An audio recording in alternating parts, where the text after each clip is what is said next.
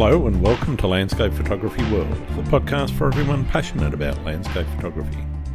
I'm Grant Swinburne and I'll be your host on this show, talking to landscape photographers about their motivations, likes and dislikes. Kathrin Federer is a gifted artist whose work blends digital art, photography and multimedia to create strikingly imaginative and immersive experiences. Inspired by minimalism, nature and humour, she fuses creativity and precision to craft art that is as thought-provoking as it is visually captivating. Her journey spans early artistic exploration, art licensing, and building her own e-commerce platform to showcase her work. Kathrin shares her insights into balancing artistic vision with the technical skills required to bring ideas to life. She highlights how experimenting with new techniques helps her overcome creative blocks and maintain her passion for innovation. Her love for minimalism and landscapes plays a central role in shaping her compositions, while her focus on workshops and continuous learning demonstrates her dedication to both her craft and her audience. Kathrin's unique blend of creative disciplines and entrepreneurial mindset serves as an inspiration for artists seeking to expand their horizons and connect with their work on a deeper level. I hope you enjoy the show. G'day, Kathrin. Welcome to Landscape Photography World. How are you going? Thank you so much for having me. I'm so excited to be here. Thank you so much. Oh, I'm really excited to have you because one of the things that I want to talk to you is about what makes your art different. And I call it art specifically because I know you tend to call yourself a digital artist as opposed to a photographer. However, you heavily use photography in that digital art creation. And I guess I'm really interested in what's led you down that path to get to the point where you're at in your career, and what is it that's actually driving your creative impulses? Yeah, that's a really good question. I actually not a photographer. To be an artist I think artist is maybe also not the right question, the right word for it, because I'm very broad in things I'm doing, because it's only a part I show. So I actually went into graphic design. That was in about 2017. Because earlier I did something totally different. I did some abstract painting. I was more into handmade stuff. Okay. But I was always fascinated by people can work on the computer and doing crazy things, and more than just like paint or Windows art and stuff like that. And so I actually dropped, or I applied to be, I don't know what the word is, a graphic designer, I think. Yeah. And later I come into multimedia design, and so everything I do myself, and everything is fun. So I do my website, my e-commerce myself. I do video myself. I do marketing myself. That's all fun. And of course, it started different. It started with an idea. I think it was 2019. I saw that people were posting on Instagram, so let's do that. So I shared some photos. I learned at that time that everything needs to be consistent. So I started with black and white. Let's do everything in black and white. Sure. First, I using an app doing the black and white. Later on, I did the silver effects. And I think, I'm good now in Photoshop. Let's make some composites. And it came things after the other. And I think it was 2019, at the end of the year, I got some art licensing requests from the United States with the biggest iCanvas, is the biggest canvas creator in the US. So that was actually the thing. I thought myself, hey, I think I need to have a website. Then I later it was an e-commerce. Then I made myself also, I learned a lot during that time, because Photoshop is my real passion. So it's just by training. I studied communication design then. For work, I gave lessons to students in communication design and digital design and graphic design. And my art developed as well since I was getting very tight with the black and white. I thought with colors, I can give more feelings, and it gives me more room for improve myself as well, to learn more about colors or just bring it out. And since I'm not only my passion is not only Photoshop, I'm also a bit into 3D, and I like to work in Illustrator. I do some freelance stuff in logo design and web design and all that stuff. So I'm doing very broad, I think broad is the right word. Yep. Things. Currently, I do some, or what keeps me live? Something keeps me live when I can develop, no matter what it is. So as I said, I did my website, the e-commerce, then created some presets. Okay, let's add a blog. Then I added a blog. Then now I'm a travel host as well. So because I've traveled around the world already, I've been to all continents and I don't know how many countries. So I thought, hey, I do like a travel host. I know what people want to see when they want to do cool photos. And to bring my country, Switzerland, a bit tighter, or to persons, maybe from an insider, because I can tell a lot about the country and about mentality and like stupid things we Swiss guys do and all that stuff. And now I'm at the point where I say where I can go further on. And I was just at that point to decide where I can actually, found my own creative agency. Things like that keep me live, I would say. Sure. And as well, of course, the art I do, I'm absolutely addicted by lines, by muted colors. Tendenциally, the older I get, more into that vintage, eerie style. I don't know why, but it's taste maybe. It's actually it's a profound enrichment in my life and an endless journey where learning never ceases. Every minute spent working brings new discoveries, new techniques, and new styles. And that's probably what I'm excited in, because you never learn out. So to explain what I'm doing, it makes like a little thing, a little hit that brings my vision or my inspiration, I don't know the word in English, imagination. Create new art. That means it could be a tree, whatever it is. It could be on TV, it could be a movie, it could be a landscape outside on a hike. That brings me to build an overall new composition. And since it's easier for me to do it actually in post-production or on the computer, I'm a bit a techie. I love tech stuff like computer and I don't know, everything on the computer, to be honest. I do it in the post-production. The challenge is to get everything I have. A painter needs to know how to draw and bring everything in his mind on his paper. It's like me, I bring everything I have in mind on the computer in a digital way. So I work with own photos. Sometimes I use stock photos, but everything I blended. So I only need maybe a dog out of a photo, or a woman out of a photo, or just a house. And then I built the rest digitally.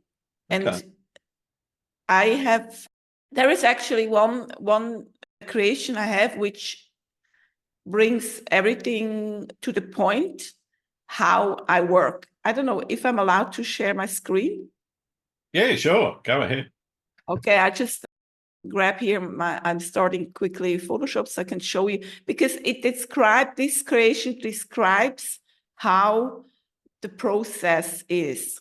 So Yeah. I have a vision, and then I compose, and then I harmonize everything together. And the final, I give finally a look to everything.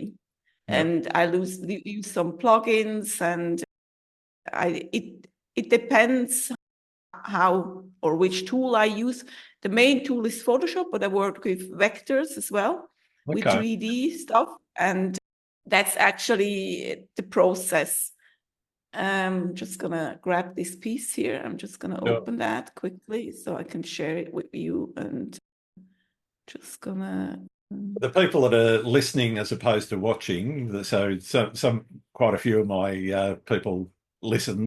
They obviously won't be able to see this, so you'll have to wait until the video edition comes out. But I guess what we can do is describe what you're doing as you bring up the screen. Yeah, I'm just bringing up my screen quickly here, and it's showing actually a composition, landscape composition. And in the layers panel, I'm showing the process, actually the steps I was working with. So I'm just gonna grab here that screen.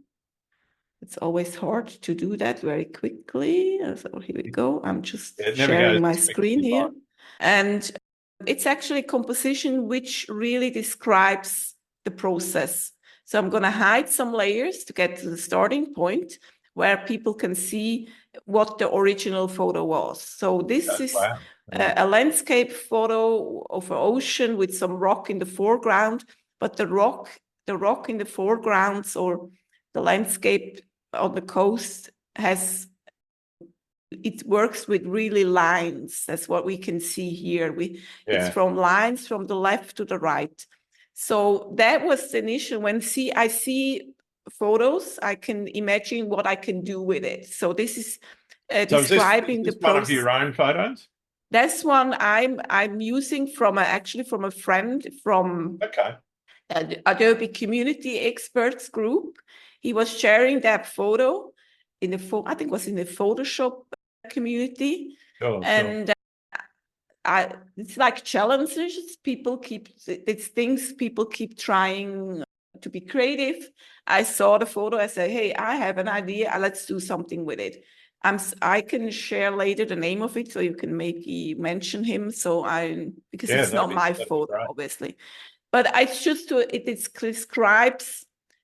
When people come to my workshop, I want to give them the imagination that they don't need to shoot perfect. They can do everything in a post-production. This is the photo. So I had that certain idea. I used to change the angle of the, horizon. So it keeps everything different. Then I added some long exposure effects. And basically, when I'm opening that layer with the long exposure overlay, that's the wrong one, sorry for that. That's here. Then you can see what that is. But you need to know how to do it. So it's just a big mess with clouds I did with the brush. But what you can do with it when you do the path blur, then you get that overlay and then you can make it blend it with screen mode. And then I added some shadows, and the woman is actually just masked woman from the back was standing on a pier. So I did the shadow manually, and then I did some light stuff. Yeah. So this composition, I'm closing that. This composition describes actually very well how I work. Because I have an initial idea, and then I do the rest. So you're basically taking some elements, some of which are generated, some of which you've actually taken either from your own or someone else's photography, and then worked on and edited that image to basically create a feeling and a sense that's completely and utterly different to the original image that you may have started with. Exactly, yeah. The most of the time, some of my composition don't even contain any photos. They just work with vectors and digital work like gradients, and it's just these overlays. I use everything myself, or just generate like a landscape none. Yeah. I would say it's about 70% I use photos. Okay. 20%, yeah, 15 vectors and 3D, because like people, trees, houses, they are usually 3D objects. Sometimes really vectors, because vectors are cool as well. Can do a lot with vectors. Yeah. And in very seldom cases, I also generate something with like Midjourney. Yeah. Because when you have a certain idea, if you need a snake or on a certain, I don't know. But to be honest, when this AI stuff came, it interrupted my process, because I saw it's now so easy to create something cool. Where is the skill? And yeah, that's my main problem with AI generated imagery is, other than writing a set of words, and yes, okay, there may be a certain amount of skill in getting the words in the right order, saying what you want to generate something that you may have in your head. Beyond that, there's very little skill involved. You just have to come out with a set of text that will generate pretty much what you want. And to be honest, I did a lot. I would say I'm really good at it in the meantime, because I generated thousands of photos. Oh, sure. But I'm as I said in the earlier stage, I'm interested in digital stuff. So I just want to. I'm interested in learning, but I don't use it. I certainly don't think it hurts to understand it and to use it. Yeah, helps you understand it better. But I literally stopped doing it about a year or so ago. Stopped generating any kind of AI. I had a good look at it. Had a look at a bunch of different engines. Worked out what worked, what didn't work, and I could write a little script to give me pretty much what I wanted. But I just found it dull and boring eventually.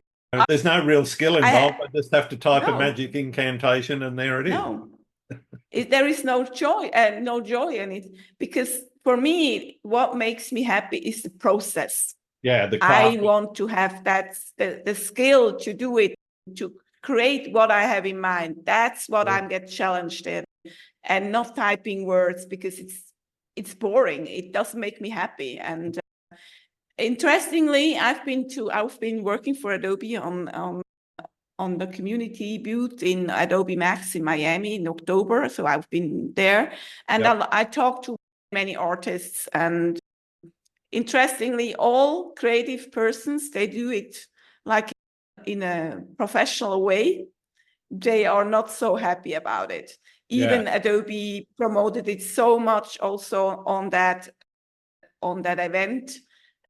We were not that. We accept it. It's here. It's a tool. I would say the genie's out of the bottle and it's there. We can use it sometimes, but it doesn't make me super happy. Obviously, I think for me as an artist, I saw some really inspiring stuff there about video creation with AI. Yeah. I think I can use that.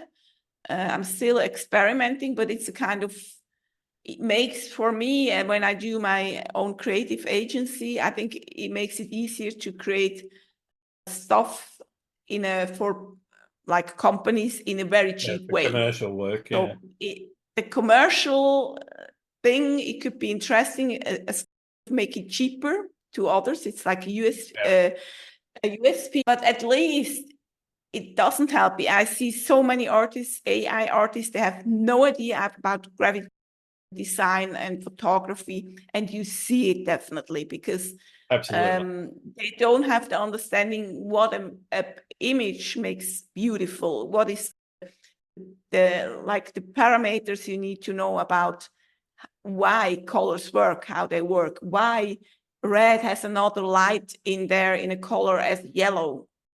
They are basic, they are design specific, basic knowledge they don't know. It's the engine who knows it. And that's probably the difference. And also you can be a great artist, but you don't have the knowledge behind. Yeah. That's what I say. If you are you're a photographer, a professional photographer, or you do it with big passion, everything about the general community, about the topic. Yep. But what have AI artists to tell? There is nothing. The one that annoy me is where they can write words. It's, as you can see, these guys, they grow on Instagram, but when you work with people like that, because I know 2 companies, they work with AI artists, and they said it's different to work with the normal artists, or in any kind, photographer, digital art, painter, illustrator, and everything like that. People that know what they're doing. Yeah.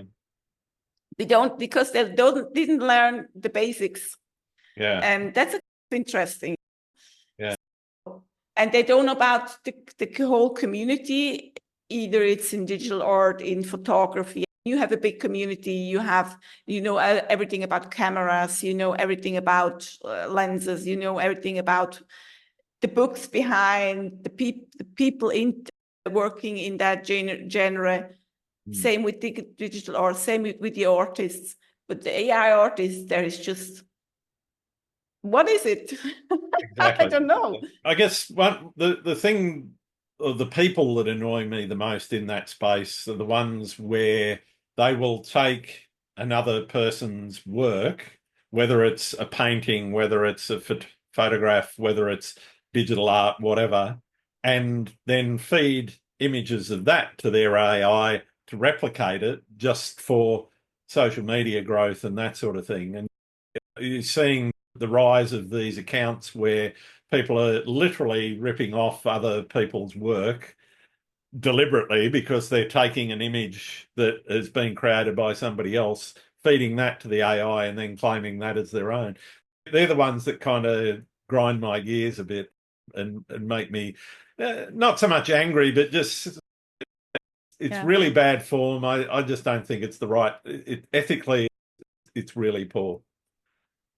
It's poor, but I think it's also a bit of a hype. I think in about 2 years, 3 years, it will be not that much a hype anymore. And I saw it with one account. She was a photographer, but she wasn't very successful. Then she obviously learned a lot about how she can generate like her own style with AI. Yeah. She also did some animations. It's really good, I have to tell. But okay, when it's for fun, okay. But for me, I want to, there is more about it. It's a bit more than a hobby, I would say.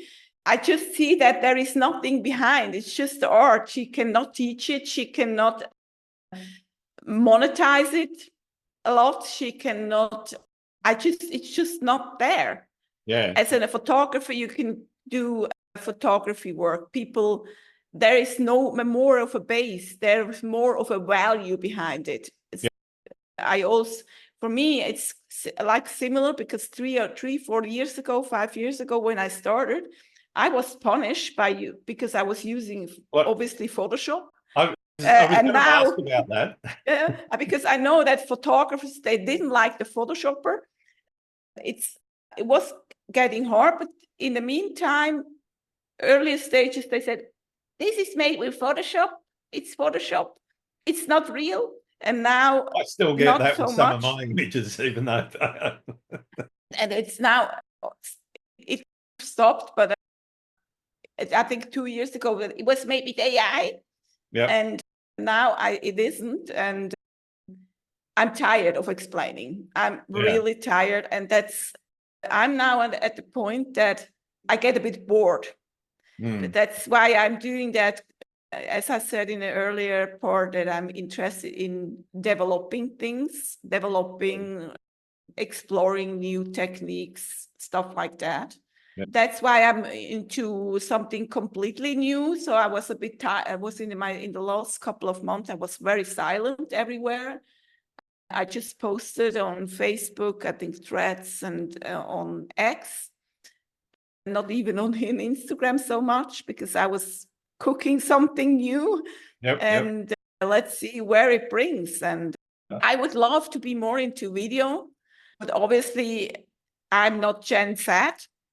So it's a bit more complicated for us. The Gen Z, they just do everything so so easy. And for us, the camera is right, and this is correct, and I have a makeup, and I think probably it's a kind also with training and to get into that. But I would love to do more of a video. But I think I'm going more into educational direction even more. But I know when you want to be in the educational part, you need still to be active in another way that people can see what you do. And it's a kind of a balance. So where we never know where to go. That's it. Landscape features very heavily in your work, even though there might be a person or an animal or some other kind of object in there. What is it about landscapes, I guess, that is that progenitor of the idea? Why do landscapes feature so heavily in your work? I'm always addicted by horizons. A landscape, it's like a playground for my creations, because you can place a tree, you can place a house, you can place a woman standing, as we just saw. You can place, it inspires me. I just need a plain landscape and I can build a story in it. Sure. And it's also heavily influenced by colors. So when I see some certain color combination, that fills me the rest. It's really not so easy to understand, but I can't start with a white paper. I need some inspiration or just like a starting point, but landscape gives me totally more ideas. Okay. And it depends. It's just a grass, it's a hill. It's, as we see, that rock with the lines in it, or generally lines. I'm super addicted by lines in any object, architectures, lines on an agriculture field, or I could do only that because I'm so addicted to it. And landscape, it's just a big playground. It gives me more than just a forest, or you can do everything. Landscape is just like not a plain paper. It gives you, it's obviously option for everything. And that's basically why you find it so often in my creations. I think, to be honest, you're probably right about it being a playground, because it's kind of the feeling I get when I'm out in the landscape looking for a composition. It is literally, okay, how am I going to work this piece of rock or those group of flowers or that tree or that trickle of water or whatever into the composition? And playing around and moving through that landscape helps me do that. Does it have a similar feel for you going out into nature versus sitting in the studio, where you're using that as your playground in the studio? That's a good question. I'm going to explain you something. When I go out, I love hiking, as I love traveling a lot, but I shoot so rarely. Okay. I shoot really rarely, but I record it in my mind. Sure. So because sometimes when I see something nice, I just grab my camera with my phone, and you can't see it because of that mat. The background here. Yeah, I just actually should disable this, but now I have it here. When I use my phone, and I just make a snapshot to remember this. But I know, because I'm faster, I can do it better on the computer as I can shoot with my camera. And so when I go out, I take videos with my mind of it, or I take photos with my mind and then do it in the post-production. So because now in the meantime, obviously I'm better on the computer than on my camera. So I enjoy the moment.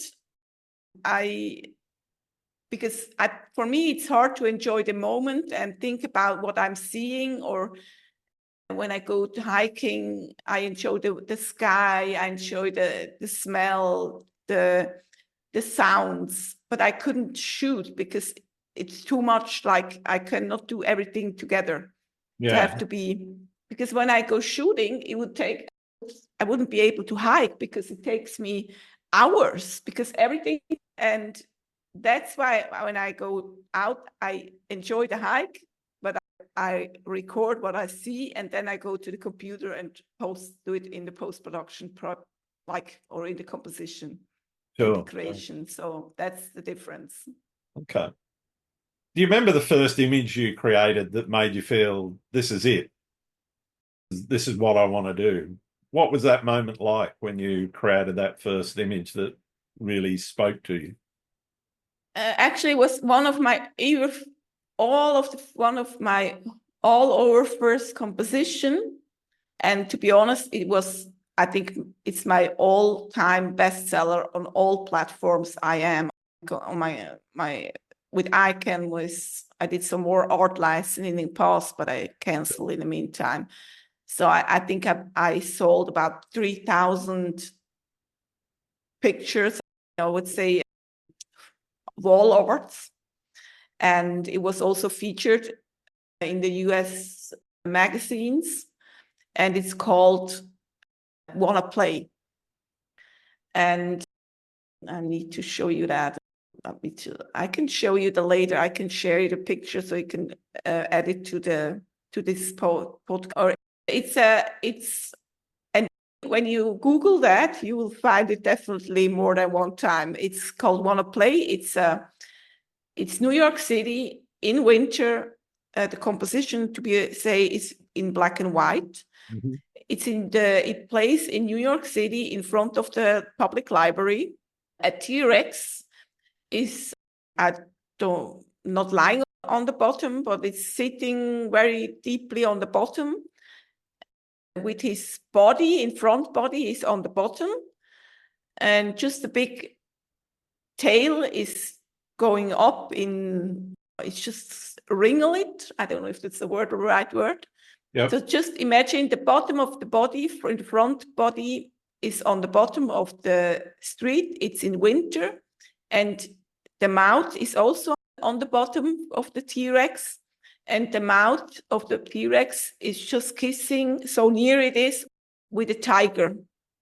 A little tiger, baby tiger, is actually playing with the T-Rex in winter in front of the public library in New York. Cool. And people loved it, especially Americans. They loved it, and they bought it like crazy. And on ICANN, this is one of the best sellers, and I still sell it so much. And today, the idea was genius, to be honest. It's just sometimes I have great ideas, sometimes I have just a lack of no ideas. That's a problem a bit in my life. And when I see the composition today, I would say I can do it better, but people love it anyway. So yeah, to create it like that at that time, I thought it was one of my best. Obviously it is. Yeah, no. I never sold anything more like that. Who or what has been the greatest influence on your work, whether it's a person, a place, or a moment in time? I'm less in people, to be honest. There is nothing. I'm not a fan of people XY, but I'm very much influenced by everything which is minimalistic. It's like a magnet. It's like a magnet to me. Mm-hmm. When I see when there are artists, it could be different ones, they are posting minimal stuff. It's like I get really stick to it. And the problem, I would really do more, but I tend, or that's what I see on other pages, I get bored by the same time. That's the problem on social media. You need to be consistent, but that's something I can't be because I get really fast bored. And when you want to keep it consistent in the minimal genre, it's hard because you don't have every day a new idea. But and I don't like repetition. I can do every day a new landscape with a house on it, in sometimes in winter, in spring, with flowers, no flowers, with trees, whatever. Sure. But I get bored. What is the challenge? So that's probably currently my biggest problem. I would love to do more minimalism because I love it, but there has a big lack of idea. A lack of idea versus not being repeating, just about repetition. So I don't want to be repetitive for social media. It would be great. I can do so much because repetition is so much featured. You can do it in all kinds of styles, sometimes a different color, but all the same. Instagram loves it. But for me as an artist, I get bored. But what is the challenge? I can make green to orange to fall. I can make it to snow. What is the challenge? I need find challenges in other things. I try to compose new stuff. As I mentioned earlier, I love the process and when I can learn something. So that's why I love to change a bit what I create just to get challenged. But I'm minimalistic stuff, no matter who artist it is. It could be photography, digital art. I love abstract work as well. I love illustrations as well a lot. Sometimes I think I would love to know everything. Also, I want to be an illustrator because I love illustrations a lot. I love flat design. I love 3D. I would love to do more 3D stuff. The life has only 24 hours. Yeah, that's the big problem sometimes. Yeah, I think you know that. Yeah, it's hard. Yeah, I can certainly relate to that feeling that you get from minimalism. For me, it's also one of my favorite. But again, looking at my work, you'll find the odd minimalist piece in there. But again, I get bored looking at the same thing as well and taking the same sorts of shots. So even though I do a lot of long exposure, I'm also really interested in doing other things in different ways. So I certainly get how you feel about being bored.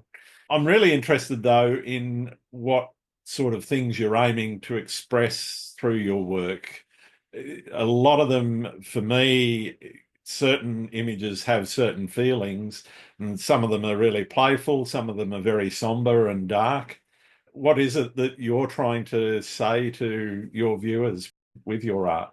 The most of the time, I'm probably influenced by colors because I love the muted colors. And as you can see, I explain it often in my workshops. You can push the minimalistic style by keeping colors the numbers of colors very low.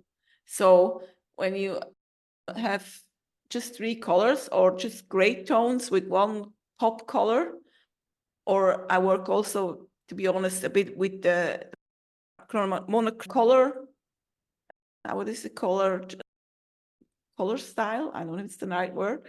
Yep. Also complementary color. And colors influence a bit the creations.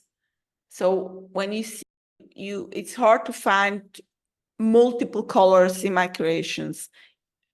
For me, too many colors in a composition makes the viewer hard to get the point, because you think about the colors because it's a bit too much. You get overwhelmed by colors and you lose the point in the composition.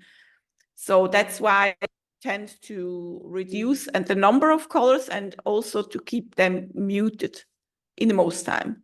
Mm-hmm. But there are some compositions, or I get influenced by a color combination from another what I see or it's another picture. And I think, hey, this color combination works so good. I want to do something with it. Then it comes the other way around. Then I start actually just with the color combination and think, hey, I can do something cool with it. It could be, probably I see a landscape and do after some, I don't know, street stuff or architecture. So it doesn't need to be the same genre.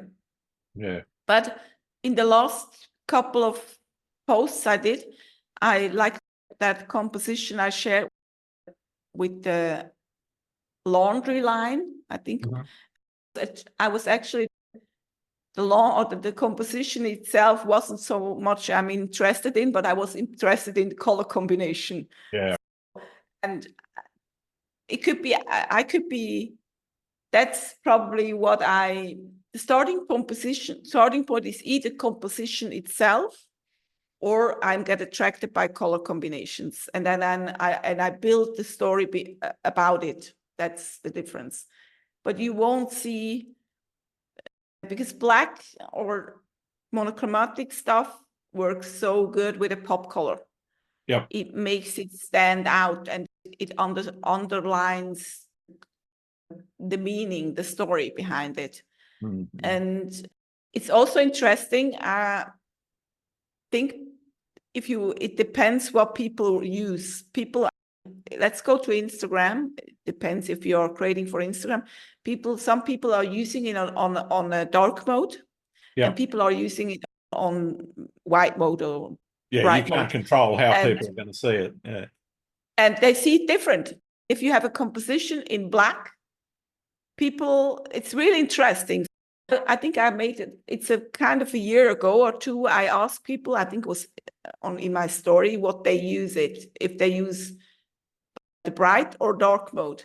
So I believe there is a big difference how things work on social media. It depends how people use it, what kind of use it. Because when you are using white and you have a sky like almost white, then they don't see there is no end at the top or at the bottom.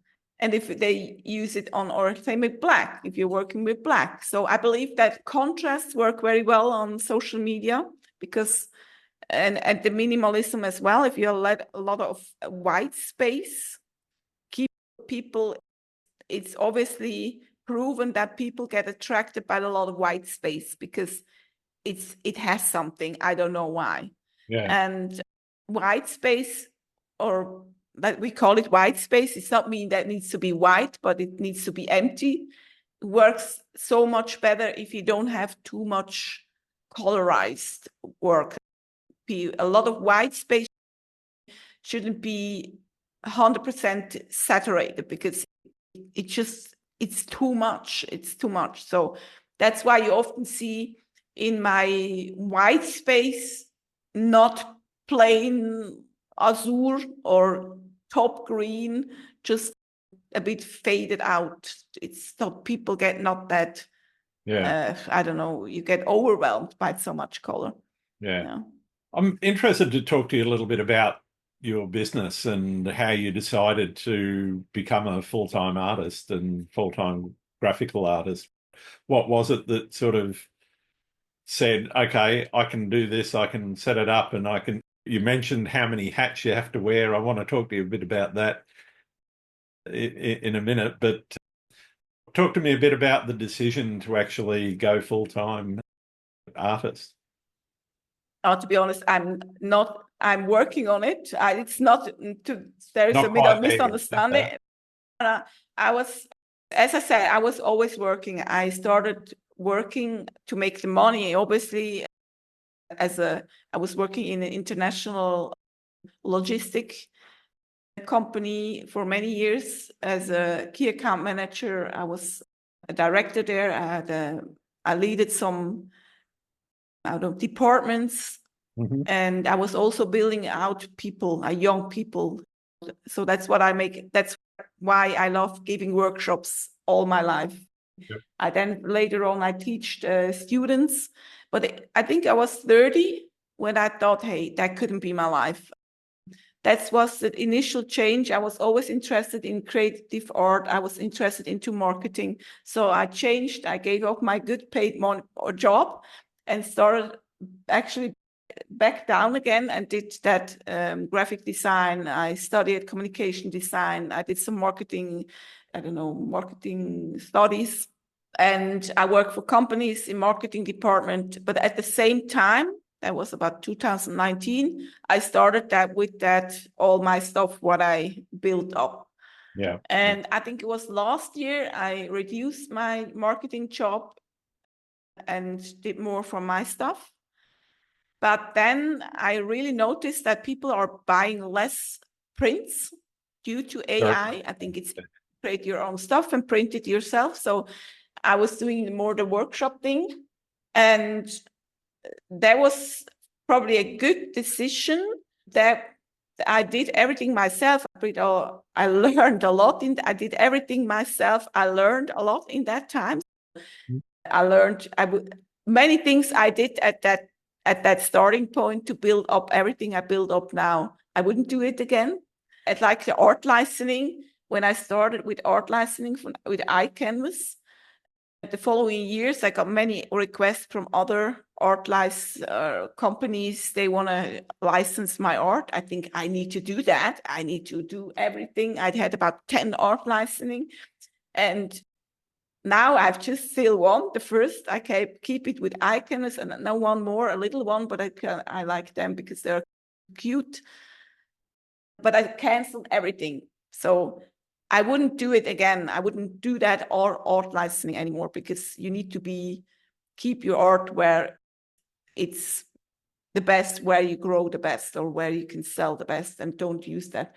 And all that, it's a learning process. And Sure. now I'm at that point where I have to say, I got so many experience in all different kind of genres. Either it's in marketing, sometimes I see companies, they have so bad photos because they generate it obviously with AI, but they don't understand it's looking so bad. I wouldn't do that because it's a one-man show. I can do everything myself. I need to do the web design. I need to do the print stuff. I can do logo. That's the point where I'm now, where I want to make a decision if I want to go all in, as I said, and do my old creative, like a creative agency, because the other things or everything what you see now, my website, my e-commerce and all, there was like a learning process. Mm-hmm. And now I learned a lot, and I'm probably ready to do it myself. Of course, it's never easy. And what I noticed, and also because I was talking with many other artists, you need to be born for that. It's not obviously being a great artist or photographer. It's not enough, because you have to be precise. You have to be on time. You have to know how you can do an invoice, how you need to know. You have to be a business person first. Exactly. I need to know calculations. You need to know how you can set up a website. You need to know how to calculate, how to do you play, or how you can. You need the knowledge to have the business stuff in your mind. And that's probably the biggest challenge for every creative person, because they are very good in their genre, photography, digital art, whatever it is, but they don't have the base. And if you don't know the base, you will never be successful. At least, of course, you can be, but then you are an artist like crazy and have your own agent. Probably there are many people out there, they're just so visionary. They are so like Van Gogh, probably, but they don't have the business stuff, so they give it to an agency and can pay it because they're so successful. Yeah, I'm not so successful that I can pay an agency for that. No, there are not many. There are not many on that world. But also, I was at Max in Miami. I talked to so many amazing artists. They are so into business, like they have not a big social media following. They don't have a great website, but they have clients like crazy. They're working with Disney, they're working with big companies, but they don't have the big surround, but they are so good that they can allow being really lazy in all other stuff. Yeah. But that, not many. But I believe that America is still the best place for being successful with something you do in a creative way. Yeah, sure. What do you think is the biggest lesson you've learnt from starting to build your own business? Learning what business is. And I still believe that you need to be, oh no, it's probably something else. Everything you don't know, you learn yourself, needs to be fun for you. Okay. So for me, I didn't learn the classical web design, but I love to learning and just yesterday, because I'm now at the point where I'm doing my new website for my agency. So I just learned something new, and that the process should be fun. That's probably the first thing. So everything you learn shouldn't be a must, or shouldn't be something you have to. So it needs to be make fun for you. Yep. And the second thing, you need to have your basic work on your base. Work on basic business skills. How you can talk to client, how you can write a bill, how you can calculate. Yeah. That's probably something. Be in time. Don't be lazy. It's hard. And you need to be, because clients, they work with people, they are reliable. So be reliable.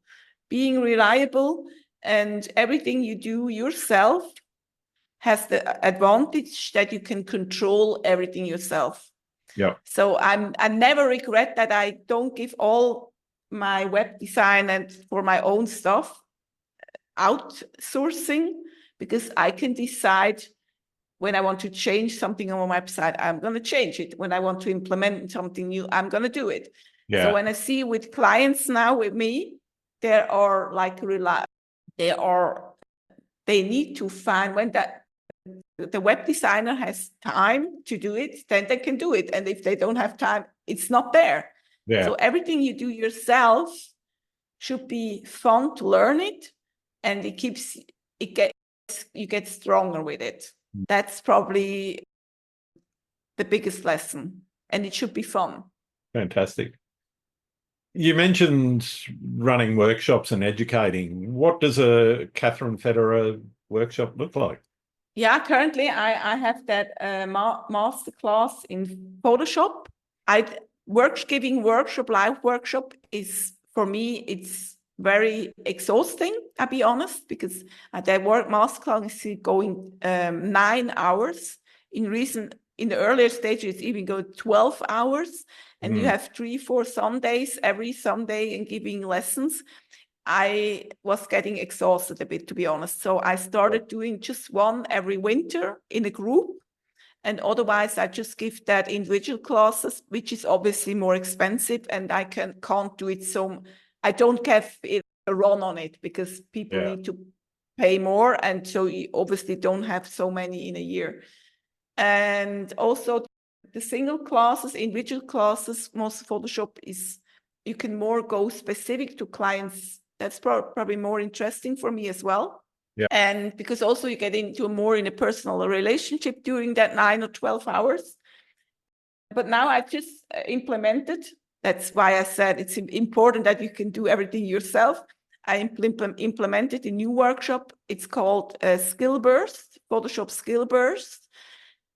It gives people a very quick view or skills, what they can change in photography, or probably in photos. They shoot their own with just a few steps. That's from a snapshot to a masterpiece, but you actually don't need so much skills to do that. And that's what I'm teaching in that new class, and it's only going 3 hours. And also in about October, I've been asked by Luminar Neo Okay. Yep. Skylum. If I want to do a pilot with them to give classes in a group class, individual class, in specifically into masking, because obviously in Luminar Neo there is different to Lightroom, but it's not Photoshop. It's like something between. But you have the layers, somewhere in but you between. don't have. Yeah, you don't have the layers, but you don't have. You can't save it as a PSD or whatever, Skylum, Luminar Neo. But it's more about Lightroom. You can have the layers, what you don't have in Lightroom. So since October, I'm working on Luminar Neo classes, which is actually similar to that skill birth, but in Luminar Neo, to learn a lot about the masking, because I believe that all the participants I had now in that Luminar Neo class, and there was about 40 in the meantime, they never expected what they can do with Luminar Neo so far. And that's what I'm showing in that Luminar Neo class, which is actually bookable via Luminar Neo's website. Skylum's website, in the marketplace, there is that. It's also on my website. Yeah, that's the Lightroom. I do also the Lightroom class, but I don't have so many interests in Lightroom, I see, obviously, because I think it's more for photographers. Even I use Lightroom as well. Yeah. But since my main tool is Photoshop, I use the Camera Raw. And Camera Raw is like same like Lightroom, almost the same. But my workflow is for my own work is actually Photoshop with working with vectors, plugins, and I use Luminar Neo as a plugin. Yeah, right. It's part of my workflow. And I'm a big fan of LUTs. I love LUTs a lot. And because they are so powerful, and it's like presets actually. And to apply LUTs is very much simpler in Luminar Neo as in Photoshop. Because I show that on my website as well. When you go to the LUTs, I made a video about it, how you can use it in Luminar Neo, because you can group it, and in Photoshop you can't. So my workflow is adapted to what I need, for my work. So that's what I also give to my participants, how I work, and actually how you can improve your workflow to make it quick, to make it fun, and to make it absolutely inspiring to learn new stuff and to get great compositions. Awesome. And that's about my workshop. Yeah. Fantastic. And also for my travel, the photo tour I'm doing in September 2025 in Switzerland. Okay. Every time we find time, of course, I have my notebook with me. We do some cool sessions and edit our photos. That's the plan. We just hope that we have great weather. And the better, the worse the weather is, the more time we have to do some editing, obviously. But rain could be great as well in Switzerland. You mentioned before, you were talking about the times where you struggle to find inspiration. How do you handle that? And how do you get out of the ruts that every creative person finds themselves in? Yeah, my voice is just changing. It's incredibly annoying. I'm currently in that phase. During my years of creation, I had every year 1, 2, 3 times a time frame. I have had absolutely no idea. And I think when it came the first time, I thought myself, I lost my skills. I was a bit scared. I thought, hey, what's going on here? I have no ideas. Everything is boring. Everything doesn't inspire me. But since now, it's coming back. I learned that it's coming back. But during that time, I actually used to do all other things like implementing new stuff to my website, learning new skills, because all doing that gives you like a base for something bigger after your bad phase. like right now, I think since October, had so much going on and a lot of thinking process. So I didn't find time to get new ideas for creations.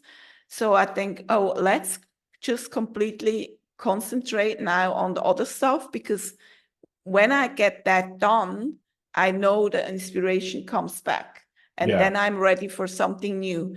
So everybody I would choose or who is facing that problem, learn new things in that time. And or just, if you don't have a website, build a website. Or if you don't know how to create something you are interested in, but you didn't find time to do it.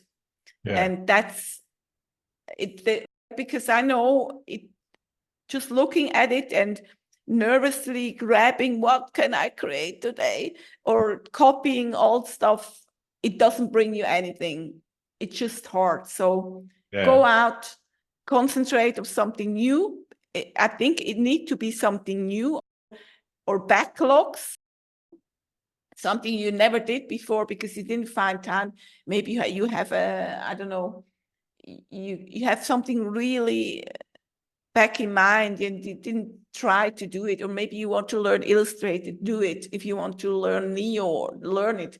Whatever it is, just do that now. That's probably something which I never regretted that I did it that time. I think that's fantastic advice. Speaking of advice, what's the best and or worst piece of advice anyone has given you? To be honest, never ever gave me an advice. Maybe, I don't know. But I say the opposite. I want the best advice I can give. And I tell that to everybody, every participant of my workshop. There are two essential things in creation. You need to have a vision and you need to be able to do the execution. So you need to have visions for a good, either ideas, inspiration, also the knowledge of basicals or principles, like what is a good creation, the eye for beautiful creations, could be photos, digital art, whatever, and the principles of colors, the principle of design, the principles of basics. And when it comes to photography and composition, of course, of how you can, what makes a picture beautiful. That's basically a principle. And there is the other thing, the skills, how to do it. And if you are a great artist, there is a beautiful balance. And when people ask me, if I don't have the skills, or if I don't have the eye for saying the basic, the principles, the visions, the inspiration, what should I learn first? And I think, or what is important? I can't tell you that what is more important, but I can tell you what you should learn first, because you need to have the vision first. You need to have the principle first, because execution is something what you learn automatically when you want to bring what your vision to life. So if you have a lack of vision, of principles, learn that first, and learn the techniques later, because I think vision and inspiration is more hard to learn than execution. Execution is training. Vision is probably more hard to learn. Because I see in my workshops, I have participants, they are amazing skills in Photoshop, but they don't have a vision and they don't have an eye for beautiful photos. They can bring everything to life, what they have in their vision, but when you see it, it's not beautiful. So that's what I want to say. Vision is more important than skills. Skills will come probably automatically. That's not answering your questions, because I never got. No, but it's fantastic advice. I've worked with a lot of people that are just starting out in their photography or editing careers as well.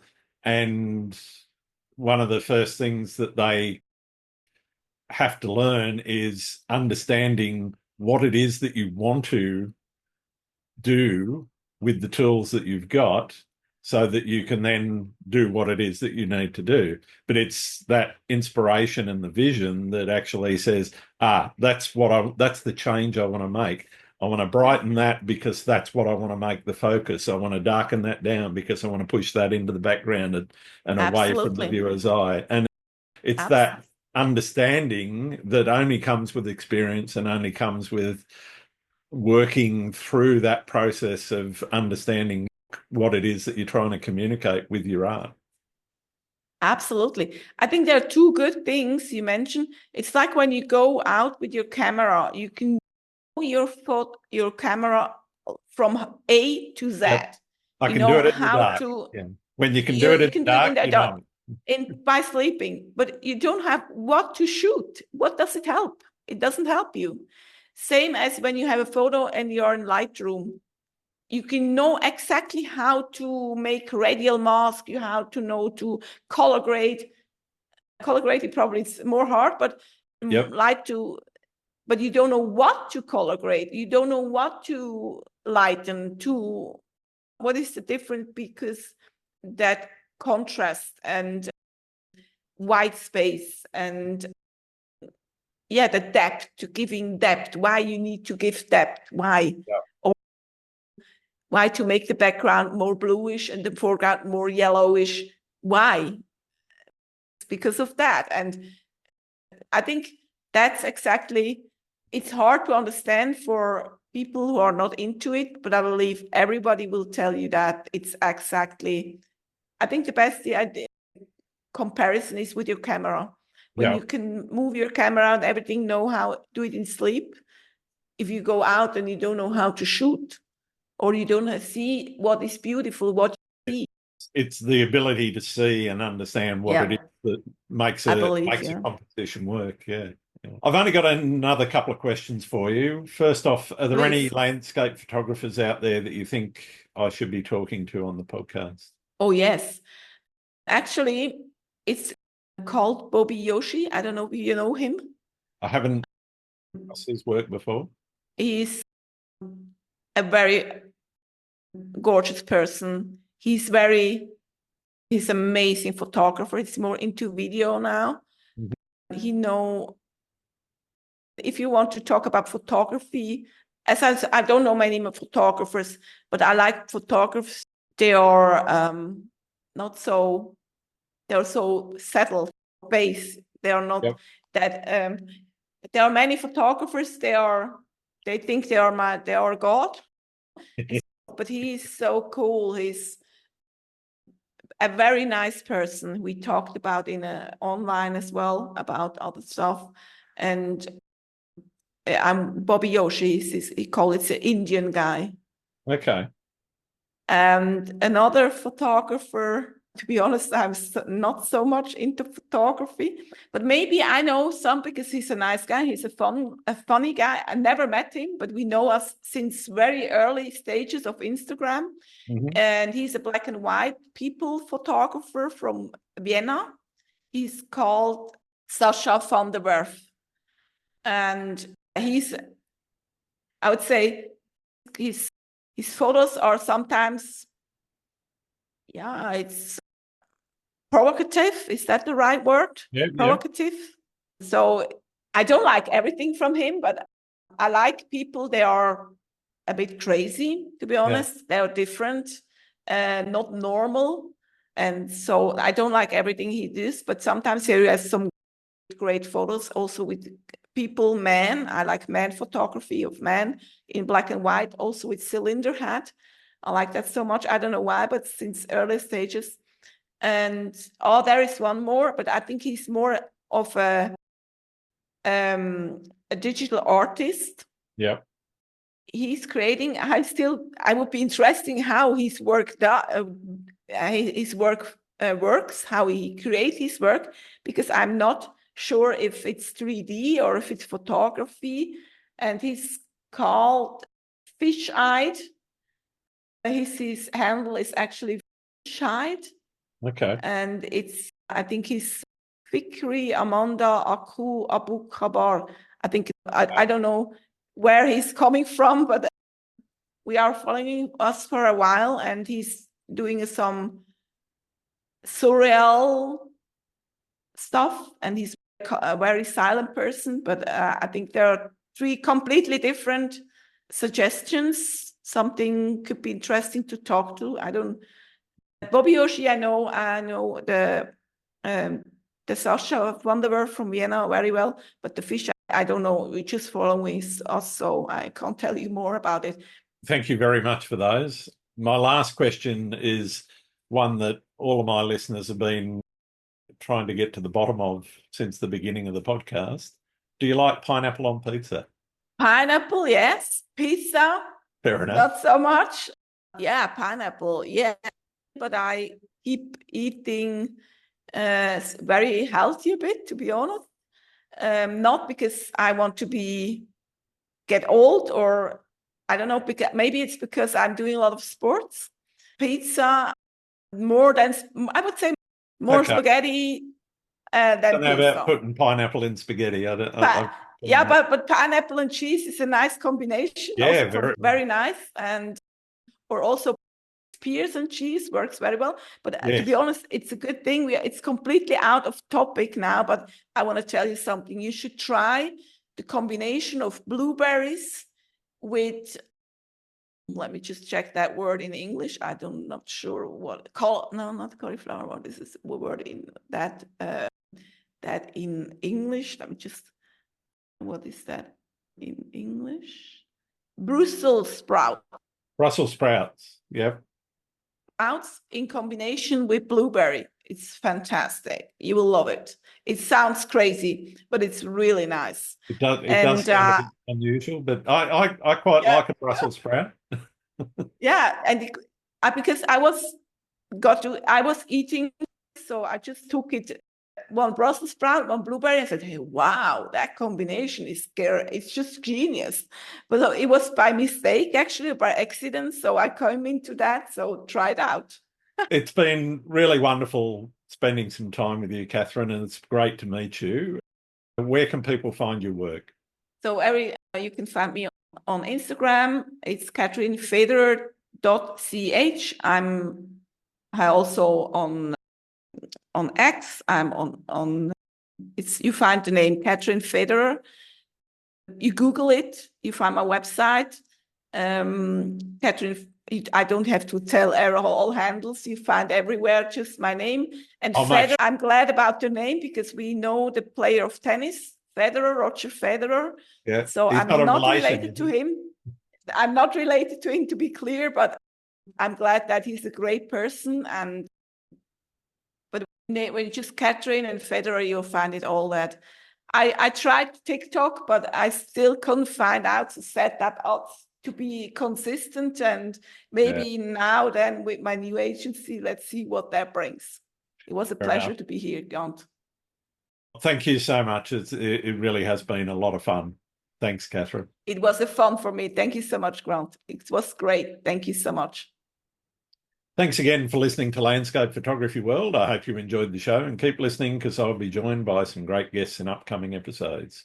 You can find my work in this podcast at grantswinburnphotography.com, along with prints, photography gear, and I'm also on Vero, Twitter, YouTube, Instagram, and Facebook. Don't forget to like and subscribe. I'm Grant Swinburne. Hope to see you out shooting soon.